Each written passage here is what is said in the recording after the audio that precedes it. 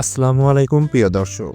যদি বাংলাদেশের সবচাইতে কৌশলগত অস্ত্রের কথা বলা হয় তাহলে তুরস্কের তৈরি TRG-300 কাপ্লান থাকবে প্রথম সারিতে।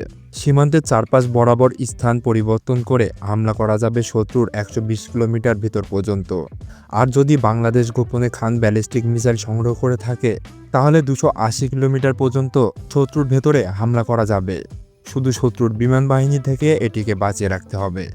এজন্য দরকার কিছু সংখ্যক বিমান আর SLM বা SLX অথবা স্কাই সাভারের মতো এয়ার ডিফেন্স সিস্টেম।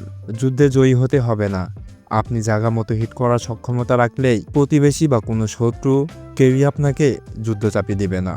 পাশের শত্রুকে প্রাথমিকভাবে প্রতিহত করতে হলে 300 থেকে 400 ব্যালিস্টিক মিসাইল, 2 স্কোয়াড্রন MRCA, 3টি সাবমেরিন, অত্যাধুনিক যুদ্ধজাহাজ, কমপক্ষে একটি ডেস্ট্রয়ার এবং কয়েক ব্যাটারি এয়ার ডিফেন্স লাগবে। সরকারের সদিচ্ছা থাকলে 2 থেকে 3 বছরের মধ্যে এগুলি ক্রয় করে বাংলাদেশের সশস্ত্র বাহিনীর হাতে পৌঁছে দেওয়া সক্ষম।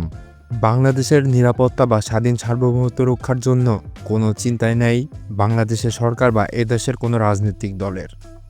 স্বাধীনতার এত বছর পরেও চিন্তাভাবনা কচ্ছপ গতিতে। ক্ষমতার লোভে কলম হাতে ছাত্রদের উপর পাক বাহিনীর থেকেও ভয়াবহ হামলার জন্য যা যা করার দরকার তাই করেছে এদেশের সরকার। বিদেশি প্রভুদের দাসত্ব মেনে নিয়ে এদেশের সর্বসাধারণের কণ্ঠরোধ করেছে। কার্যত দেশের স্বাধীন সার্বভৌমত্ব রক্ষার জন্য একটি কার্যকর পদক্ষেপ নেয়নি। ভিডিওটি সম্পর্কে কমেন্ট বক্সে আপনার মতামত আশা করছি। ভিডিওটি ভালো লাগলে আমাদের চ্যানেলটিকে সাবস্ক্রাইব করে বেল বাটনটি অন করে রাখুন।